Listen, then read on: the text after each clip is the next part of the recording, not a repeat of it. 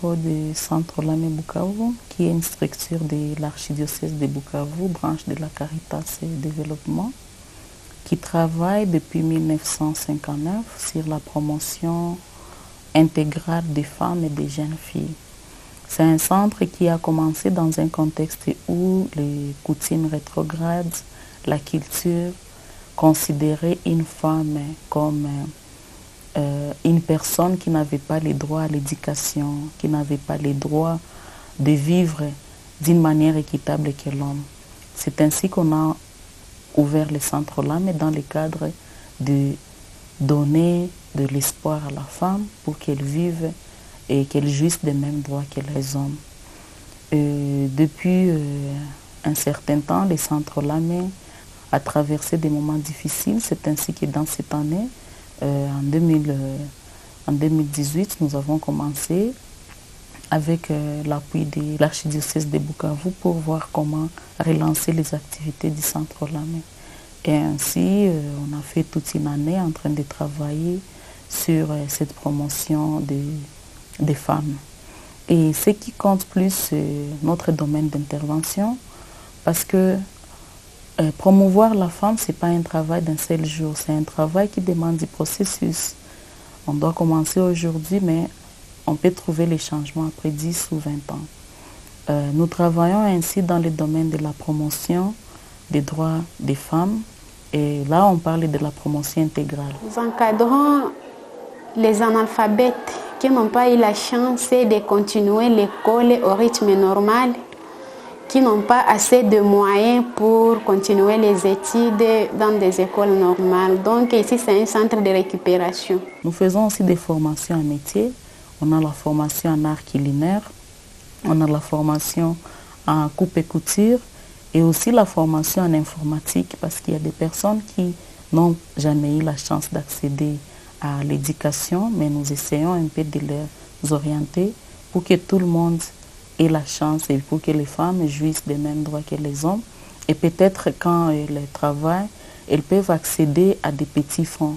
C'est ainsi que nous organisons aussi, dans le même cadre de la promotion des femmes, on organise des communautés d'épargne et de crédit interne pour que les femmes qui gagnent un petit sou aient l'idée d'épargner, mais aussi l'idée de prendre des microcrédits entre les membres du groupe pour qu'elles puissent s'auto-prendre en charge ainsi, répondre à leurs besoins. Nous accompagnons les mamans dans les activités d'élevage. Pour l'élevage, nous donnons aux mamans des animaux, des petits bétails, souvent sont des caprins ou des lapins. Et normalement, ces animaux-là leur permettent d'abord les débris de ces animaux leur permettent de fertiliser leur potager-là.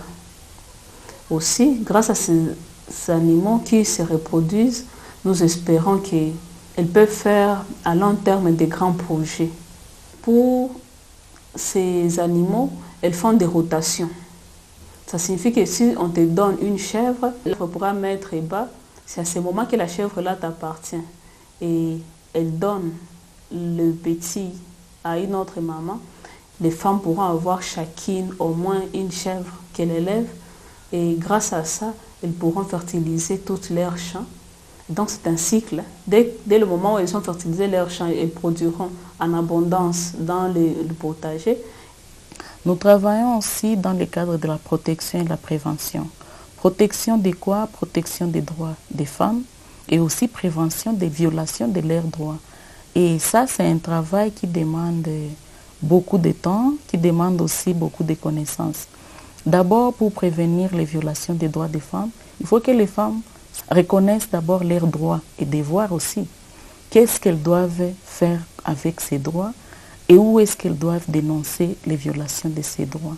C'est ainsi des sensibilisations dans des paroisses, des séminaires, des conférences auprès des femmes et des hommes aussi pour qu'il y ait complémentarité. Beaucoup d'entre elles sont abandonnées par leurs maris. Les maris sont partis chercher de l'argent ailleurs. Quand ils arrivent là-bas, ils oublient qu'ils ont des femmes ici. Ils épousent d'autres femmes de l'autre côté et oublient carrément leur famille. Et toutes ces mamans viennent ici souvent pour qu'on puisse les épauler avec des conseils, Et d'autres aussi sont malades, manquent de soins médicaux. Il faut alors qu'on cherche comment les aider. D'autres ont subi des violences sexuelles lors de la guerre. D'autres aussi sont délaissés par la famille parce qu'ils ne connaissent pas leur origine. Il y a aussi la guerre qui a causé à ce qu'il y ait beaucoup de mamans délaissées et abandonnées parce que les maris sont morts. Et d'autres sont partis à la guerre et ne sont plus revenus. Et d'autres femmes sont violées, sont abandonnées aussi par leurs maris parce qu'elles ont été violées par les hommes armés. Aussi, nous écoutons les enfants accusés de la sorcellerie qui se trouvent ici à Ekabana. Nous essayons aussi de les détraumatiser par les écoutes actives avec des jeux. Et parmi eux aussi, il y a des enfants de la rue qu'on ramasse dans la rue, qui sont abandonnés par leur famille, surtout les enfants hors de mariage, ne connaissent pas leur papa. Quand la maman se marie, son mari n'accepte pas qu'elle vienne avec son enfant déjà mis au monde. Il y a aussi des orphelins parmi ces enfants, dont leurs parents sont déjà morts, papa et maman. Et tous ces enfants là-bas ont besoin de la détraumatisation. Nous avons dans le même angle d'idées des formations sur la masculinité positive. Comment un homme qui est positif doit se comporter à l'égard de son épouse. Il doit prendre soin de son épouse parce qu'elle est égale et c'est son amour, son complément. Comment est-ce qu'ils doivent vivre ensemble dans les foyers? Comment est-ce qu'un homme qui est éduqué doit vivre dans la communauté? Il ne doit plus discriminer la femme. Si on considère, parce que dans nos cultures, on sait que les hommes sont plus supérieurs que les femmes, et donc on dit qu'un homme supérieur ne doit pas discriminer quelqu'un qui est inférieur à lui. Sinon, c'est une manière de prouver son infériorité. La femme peut promouvoir ses droits, peut prévenir ses droits si elle participe aux instances de prise de décision. Et les chemins qui est droit et les chemins qui doivent nous orienter vers ces buts, c'est donc participer aux élections comme électrice, mais aussi comme candidate. Et c'est ainsi que le centre LAME, avec l'accompagnement ou la complémentarité des autres organisations féminines, nous faisons cela. Nous travaillons dans 41 paroisses de l'archidiocèse de Bukavu et c'est une force pour nous de collaborer avec le comité diocésain des femmes et on a le conseil des diocésains des femmes et là on développe différents thèmes qui vont constituer l'année de sensibilisation, de formation. Ces jumelages avaient aussi comme objectif de renforcer la capacité économique pour les mamans et la promotion de la femme et la jeune fille. Grâce à ces jumelages aussi, nous organisons des foires économiques et des marchés libres dans des paroisses urbaines. Car chaque paroisse urbaine au moins a 2 ou 3 enfants dont elle est marraine. Alors ces filles jumelles sont les filles rurales. Elles cultivent leurs champs. On les encourage pour cultiver les champs. Alors quand elles produisent, elles nous amènent les produits locaux ici. Et cela nous aide à organiser des foires. Et nous faisons ces foires économiques 3 fois, 4 fois l'année parce qu'il faut une fois par trimestre. Et que quelquefois aussi il y a des jumelages internes entre maman, marraine et ses filles elles-mêmes. On les fait dans la paroisse mère. Mais quand nous organisons des jumelages de foires économiques, ce sont nos 41 paroisses qui viennent ici à Bukavu.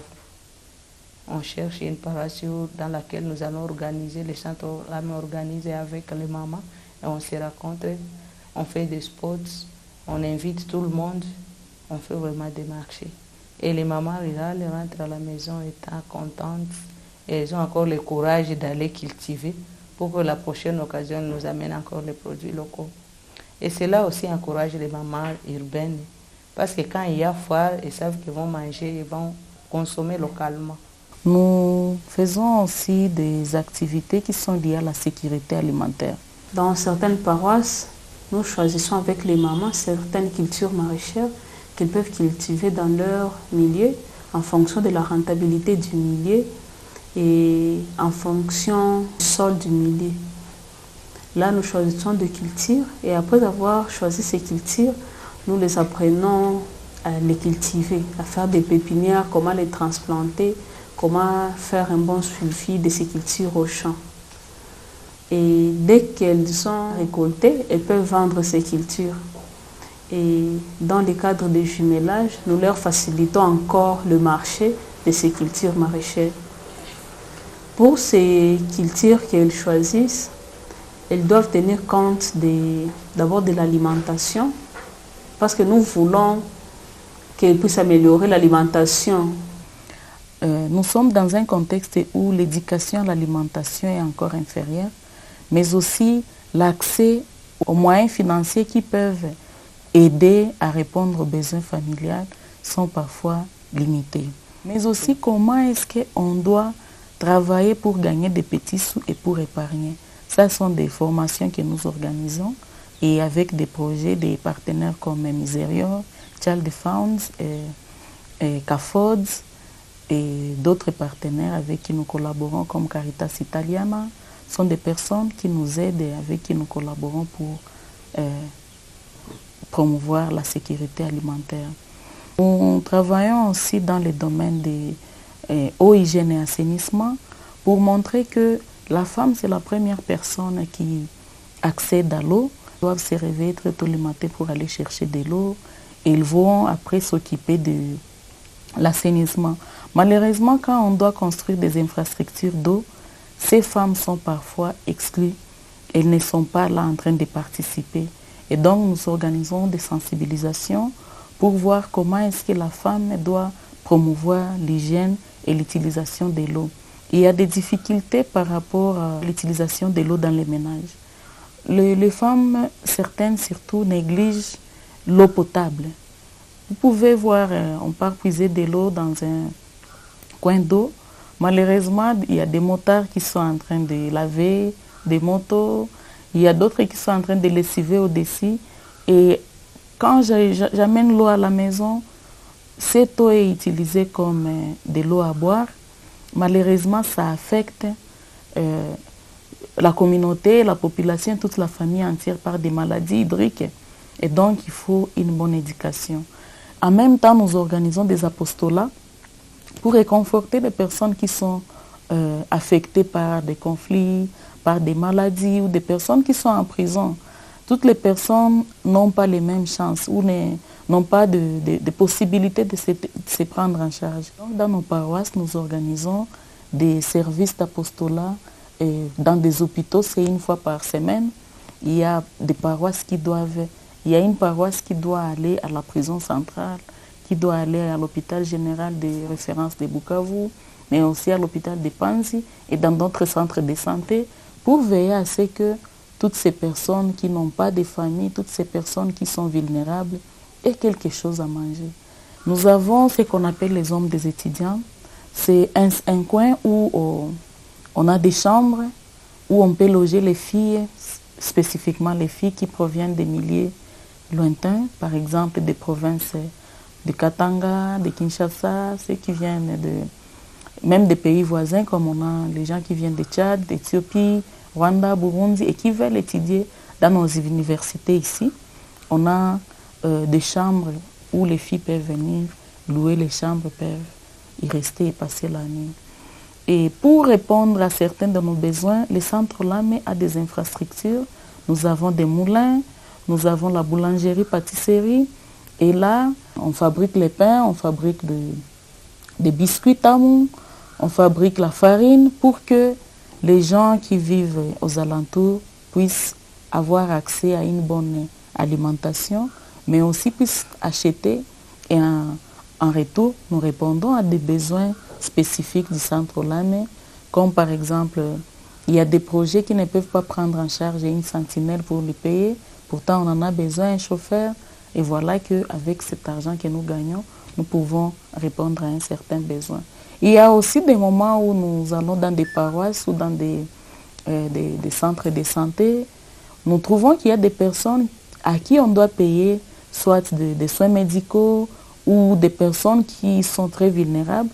Et parfois, nous prenons un montant, on répond à des besoins spécifiques des personnes vulnérables, des bénéficiaires de nos programmes. Pour les activités d'autoprise en charge du Centre LAME, nous avons les restaurants. Et dans ces restaurants, nous préparons un petit repas où les étudiants qui sont aux alentours du Centre LAME, notamment l'ISDER, ISTEM, ICB et d'autres personnes qui travaillent dans ces structures, peuvent venir manger un tout petit peu à un prix abordable. Et avec cet argent, nous répondons toujours à des besoins spécifiques du Centre LAME et aussi besoins de nos bénéficiaires. Nous avons les femmes vivant avec handicap que nous encadrons aussi. Et ces femmes, quand elles produisent des œuvres d'art ou quand elles travaillent dans des ateliers, parfois elles peuvent échapper à des taxes sur taxation grâce à la collaboration que nous avons avec la division des affaires sociales. Nous ne pouvons pas travailler seuls, mais grâce à la collaboration de toutes les personnes qui nous aident d'une manière ou d'une autre, nous sommes en mesure de faire ce que nous sommes en train de faire. Ici, nous disons grand merci à la division provinciale du genre, famille et enfants, ici au Sud Kivu, qui collabore avec nous. Nous disons merci à la division des affaires sociales, qui vient tout le temps regarder comment est-ce que nous travaillons et comment est-ce qu'on peut accéder à des possibilités d'exonération de toutes les personnes vulnérables. Quand par exemple on a formé les jeunes en art culinaire, ils ont ouvert les restaurants. Comment est-ce que ces jeunes peuvent continuer à fonctionner de par leur vulnérabilité sans pour autant payer des frais? Nous disons aussi merci surtout à nos partenaires, les Miserior, Child Fund, CAFOD, Caritas Italiana et toutes les personnes qui continuent à collaborer avec nous. Les femmes du comité diocésain sont là et peuvent espérer à un bon changement. Et nous n'oublions pas aussi la bonne collaboration avec tous les curés qui sont dans nos paroisses, qui nous expliquent les besoins spécifiques des femmes, qu'ils identifient, qu'ils observent et ils nous disent est-ce que le centre LAME peut répondre à cela, est-ce que le centre LAME peut orienter les formations dans telle manière ou telle autre. Et en dernier lieu, la bonne collaboration que nous avons avec notre diocèse grâce à la disponibilité de Monseigneur l'archevêque. Et voilà donc, si nous sommes ce que nous sommes, si nous sommes forts, c'est grâce à toutes ces personnes qui interviennent directement ou indirectement dans nos activités.